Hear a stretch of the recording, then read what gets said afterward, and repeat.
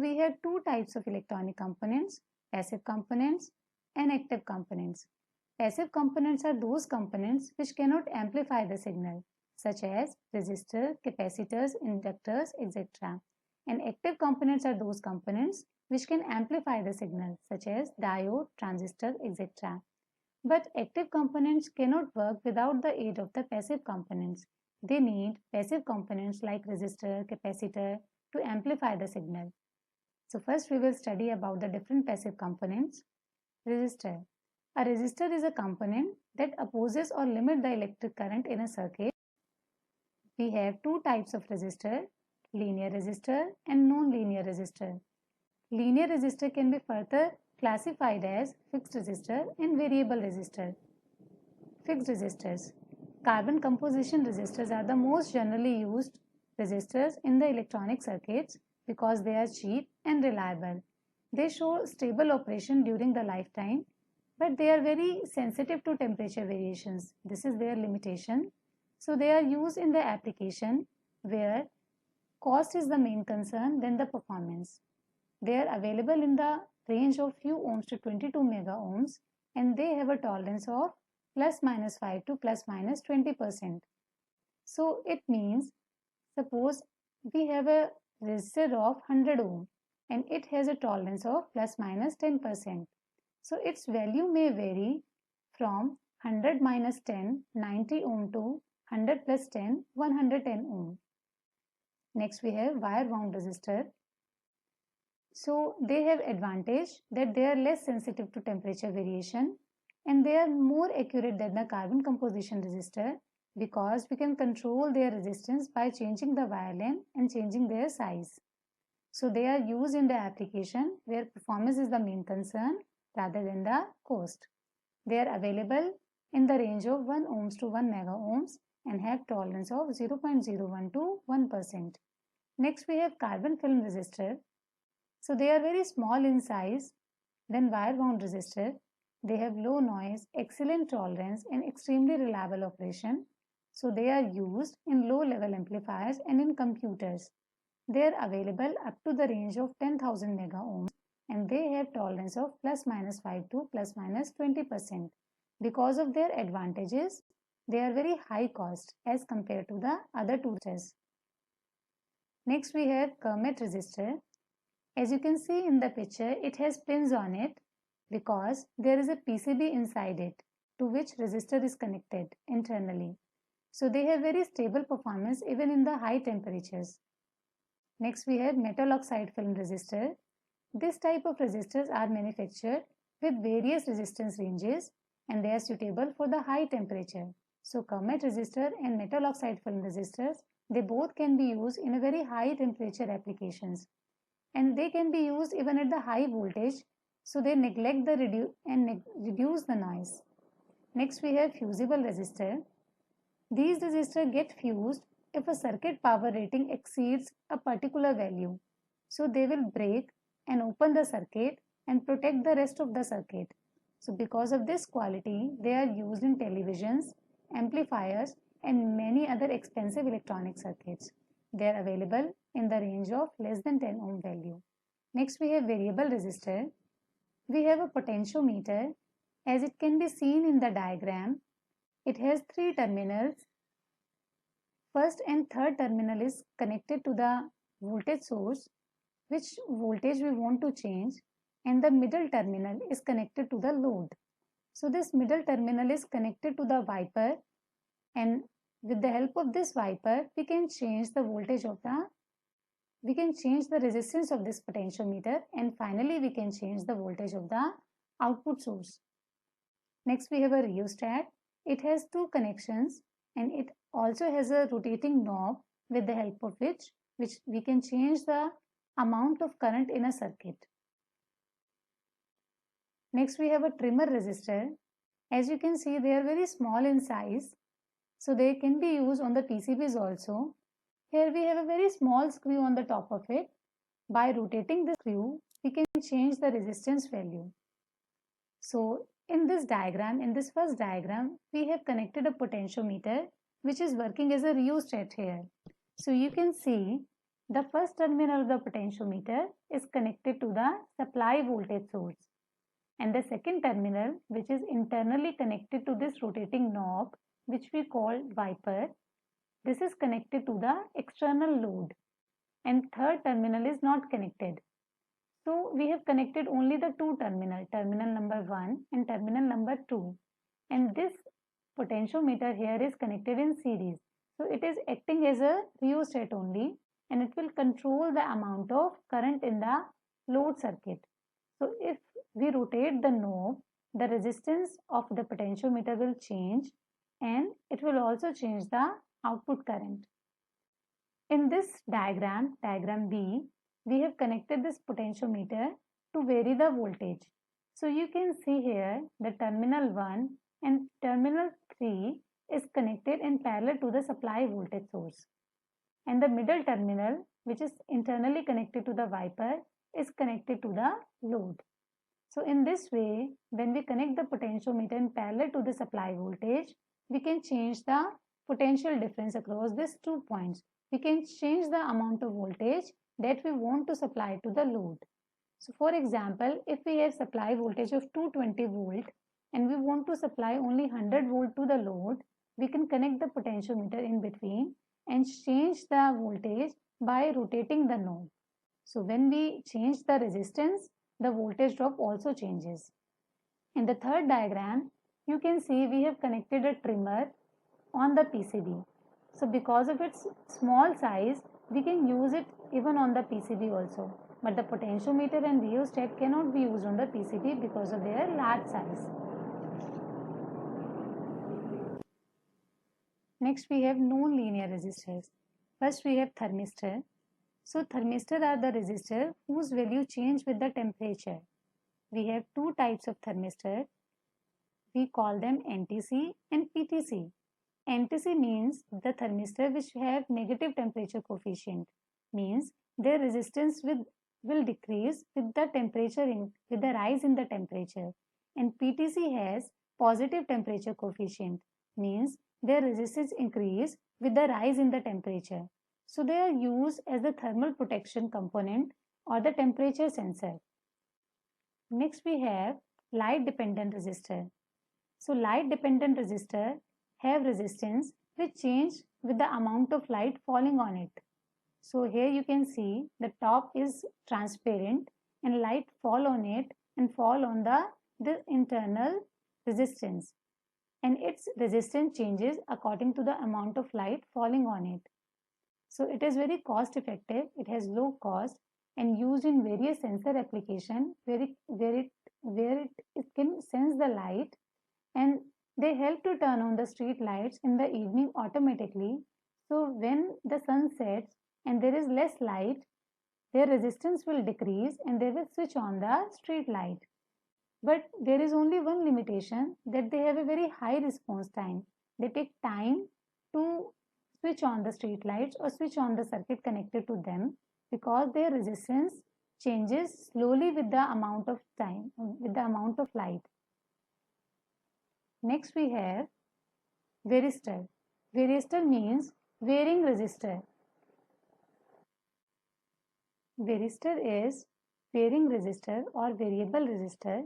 It is also known as voltage dependent resistor. Its resistance value changes according to the voltage. So it is used in the application where you want to protect your circuit against the sudden increase in the voltage. So whenever there is a sudden increase in the voltage and a large current is produced, it will shunt that current away from the sensitive components in the circuit and it will protect those components. Next we have surface mount resistors. So they are very small in size and they are used in surface mount technology.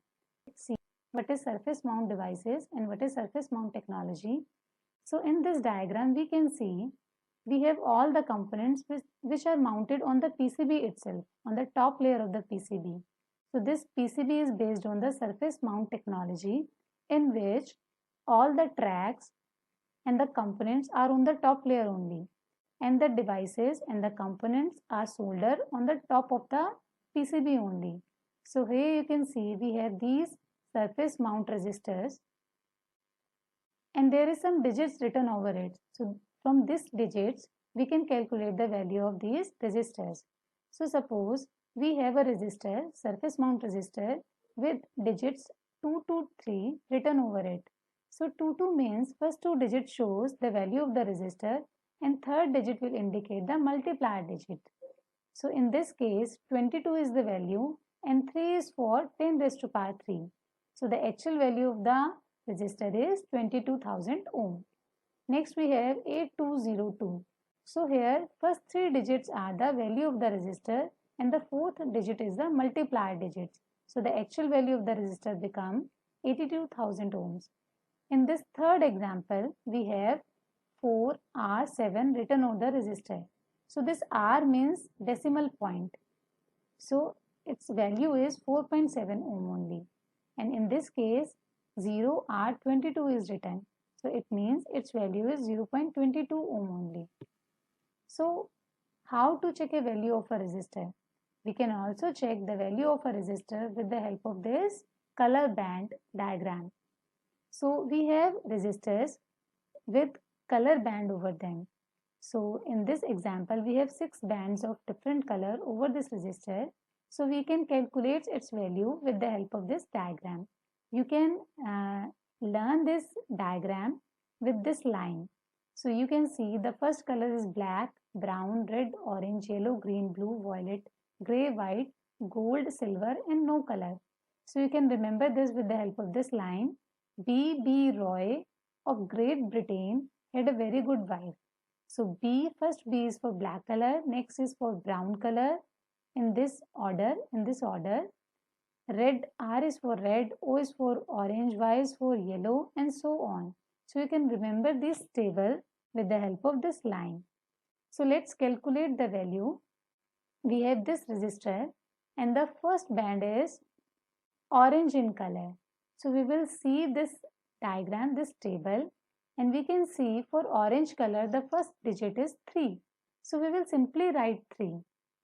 So in the case of 6 band diagram, the first 3 digits are the values of the resistor. So we will simply write it from the table. Next color we have red and for red we have digit 2. Next we have brown color and for brown color we have digit 1. So we have 3, 2, 1 as the value of the resistor. The fourth digit will be the multiplier digit, the value that we have to multiply with these values. So here also we have brown color band and for brown color we have 10 value. So we have to multiply 10 with 3, 2, 1 here. In next color band we have brown color band and brown color have a tolerance of 1%. So this resistor will have a tolerance of 1%. And last color is again the red color and it shows the temperature variations. Okay. So here we have for red color we have 0.1%. So next move on to the next resistor. Here we have 5 bands over it. So first band is green in color. So for green color we have 5 and next for red color we have 2 and for brown color we have 1. So first 3 digits are 5, 2, 1. Fourth digit is the multiplier digit which is black and for black we have 1 as a multiplier digit.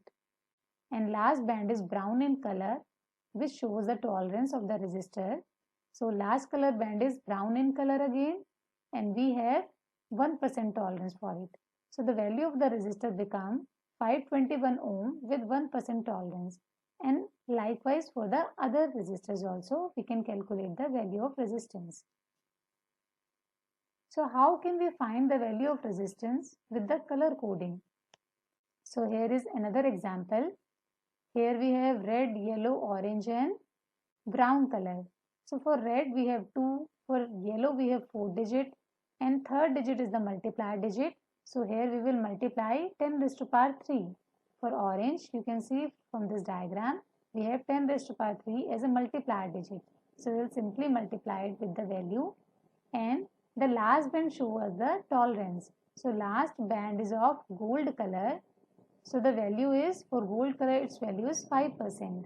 So this resistance value is 24 kilo ohm with plus minus 5% of tolerance. Power rating of the resistor. So in this diagram you can see we have different types of resistor according to their power rating. So we have 1 by 8 watt resistor, 1 by 4 watt resistor, half watt resistor, 1 watt resistor, 2 watt resistor, 5 watt resistor, and many more. So you can notice the size of the resistor increases with the power rating, because as the power rating increases, the current also increases, and to withstand that high current, their size should be increased. Their material should be increased so they can handle the more current. And also this increased size can dissipate the more heat. So this is the reason why with the increasing rating, the size of the resistor also increases. Next is how to test a faulty resistor. So to check a resistor is a good or bad, we can check it with the help of the ohm meter or with the multimeter also. So here you can see we have a digital multimeter in this diagram, and when you connect, there are two probes, red color and black color probe. These are called the testing probes or testing wires. So when you connect it with the resistor, you can see on the display, okay. So if a resistor is reading a very high resistance value, okay, above the rated value, so with this color band you can calculate the value of the resistor, and then you can check with the help of the digital multimeter. If it is showing a very high value above the rated value, then it means it is defected and it is open circuited, and it should be replaced with a new resistor. And in another case, if the display is showing very low resistance, it means it is short circuit. But practically a resistor is never short circuit, so it can only be open circuited. We can also find the value of a resistor using the multimeter. So here we have the multimeter and we have different different sections over it. So this section where V is written with 3 dots and a line over it, this section is for the DC voltage measurement. You can see we have the different options here. So we can measure the DC voltage with the help of this section. So when you rotate your knob, right now it is on the temperature, and when you rotate it to this area, you can measure the DC voltage. Next we have the ohm area, resistance measuring area. So in this area you can measure the resistance of the resistors. So you can select the different range according to the resistor value which you are going to check. So if you are going to check a low resistance value resistor, suppose you want to check a resistor whose value is under 2000 ohm. So you will click this knob, you will move this knob at 2000 position. And next we have this diode symbol. So to check the diode and also to check the continuity, if a component is okay or not, you can move your knob to this position, this diode checker position. Next we have this DC current area. Here you can check the DC current value in a circuit. Next we have a AC voltage area. Here you can check the AC voltage. By rotating the knob to this area, you can check the AC voltage in the circuit. So this is our digital multimeter. We have two probes with it, testing probes, red and black. So black is used for the common point and red is used for the main point. And if you want to measure a current of 10 ampere, then we connect our red knob or red probe at this point. This point is for measurement of 10 ampere current, and this point is for the measurement of voltage and current. So if you want to measure a resistor with the help of a digital multimeter, you can select the range of the voltage, or you can also select the range of the ohm meter range. So you simply have to connect your resistor with the help of the red and black testing probes to the digital multimeter. You should not touch the resistor while checking the resistance, or you can touch only the one lead of the resistor and don't touch the second lead of the resistor. So this is the right method of checking the resistance. Here you can see, if you both the leads of the resistor, your body resistance will also add it to this resistor value, and it will show, the meter will show the incorrect value. So to check the resistance, you should not touch both the leads of the resistor. So this is the wrong method and this one is the right method to check the resistance using the multimeter. Thank you so much.